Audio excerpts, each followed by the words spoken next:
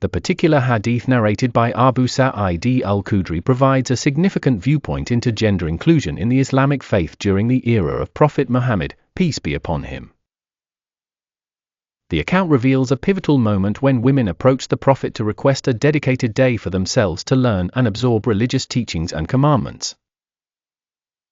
This was a response to the dominance of men in attending the Prophet's sessions, which perhaps left little opportunity for women to engage equally in religious education. The hadith serves as an important reflection on the Prophet's willingness to allocate special time for women's religious education.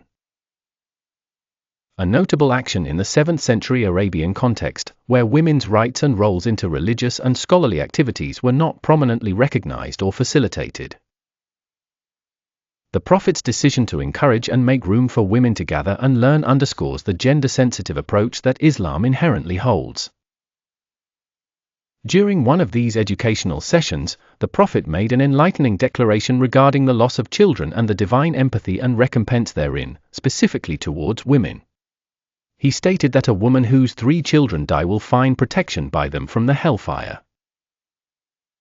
Upon this, a woman inquired if having lost 2 children would also afford the same protection, and the Prophet reassuringly confirmed that 2 as well would achieve this divine shield. This aspect of the hadith offers profound insight into Islamic eschatology and the moral elements of loss, patience, and reward. It articulates a sensitive understanding of maternal sorrow, emphasizing that enduring such profound loss with faith is acknowledged and compensated in the hereafter.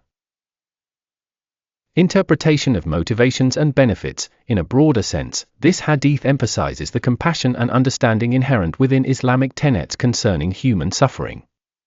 It extends a message of hope and fortitude. For mothers, the assurance that their loss is not in vain presents a moral fiber wherein earthly suffering is momentarily eclipsed, giving way to everlasting shelter and reprieve through a divine promise. It also, importantly, communicates that one's actions and life experiences are all accounted for in divine judgment and mercy, highlighting the inclusiveness and the equity embedded within spiritual promulgations. For scholars and students of this hadith, the focus remains on understanding how faith and patience through suffering align with divine justice and the ultimate rewards. Conclusion. Hadith number 101 from Sahi Al-Bukhari provides not just a historical insight into the inclusivity and egalitarian schooling of women by the Prophet, but also delves deeply into the Islamic perspective on mourning, patience, and reward. It remains a key reflection on how the intersection of loss and faith interacts within the broader moral framework of Islam, thus continuing to provide comfort and guidance to many followers around the world.